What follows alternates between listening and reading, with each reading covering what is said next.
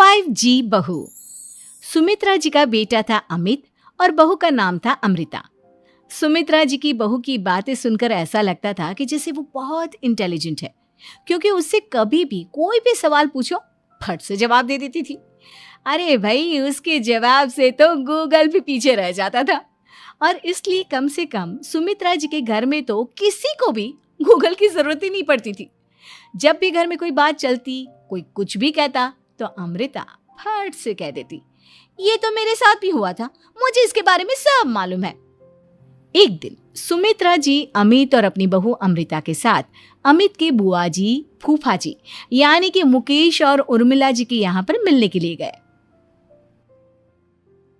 अरे बहुत अच्छा किया अमित बेटा, इतने दिनों के बाद आए हो तुम।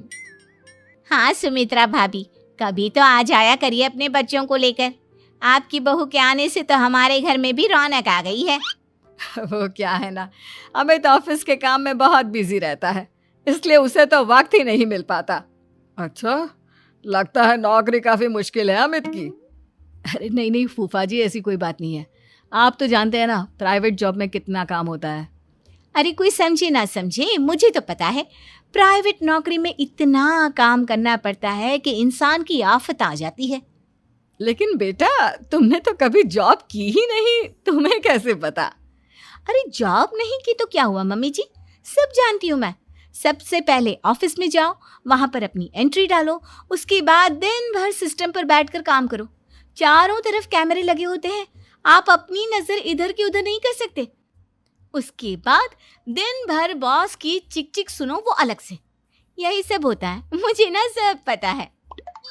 अरे बहू रानी तो काफी इंटेलिजेंट है, हर बात की खबर है इसको। थोड़ी देर बाद, अब देखिए सुमित्रा भाभी, इतने दिनों के बाद आई हैं आप, खाना खाकर ही जाना, ऐसे तो मैं आपको जाने नहीं दूंगी। वैसे बुआ जी, खाने में क्या बनाया है? वो क्या है ना बेटा, आज तुम्हारी बुआ जी की तबीयत थोड़ी ठीक नहीं थी, इसलिए हमने सोचा कि जब तुम लोग यहाँ आ जाओगे तो बाहर से खाना मंगवा लेंगे और साथ में बैठकर खाएंगे। लेकिन बस प्रॉब्लम इतनी सी है कि मुझे बाहर से खाना ऑर्डर करना नहीं आता। सोचा जब अमित आएगा तो उसी को बोल दूंगी। अरे मुझे आता है ना, मैं कर देती हूँ ऑर्डर। बताइए क्या क्या मंगाना है आपको? इटालियन, कॉन्टिनेंटल, इंडियन, पंजाबी, सब पता है मुझे। क्या बात है बहू, क्या घर में भी खाना रोज बाहर से ऑर्डर करती हो? अरे नहीं नहीं नहीं बुआ जी, ऐसी कोई बात नहीं है, बस मुझे ना सब पता है। कोई बात नहीं अमृता, मैं अपने फोन से ऑर्डर कर देता हूँ। अरे क्या बात है, आजकल ऑनलाइन डिलीवरी पर कोई ऑफर नहीं चल रहा है, वरना काफी पैसे बच जाते हैं।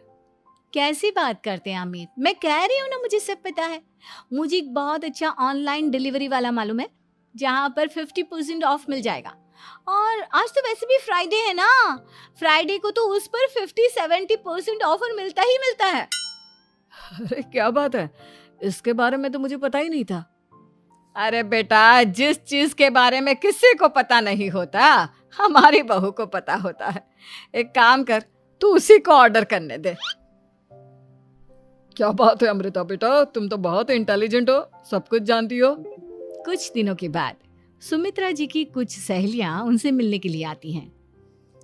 अरे सुमित्रा बहन कैसी हो, बहू कैसी है तुम्हारी? अरे पूछिए मत, बहुत इंटेलिजेंट है मेरी बहू, सब कुछ जानती है। क्या बात है, बहू के आने के बाद तो औरतें दुखी हो जाती है, लेकिन तुम तो बहुत खुश लग रही हो। वो क्या है ना, मेरी बहू है ही इतनी अच्छी। अरे तो बुलाओ ना, हमारे साथ बैठेगी, बातें करेंगी तो हमें भी अच्छा लगेगा।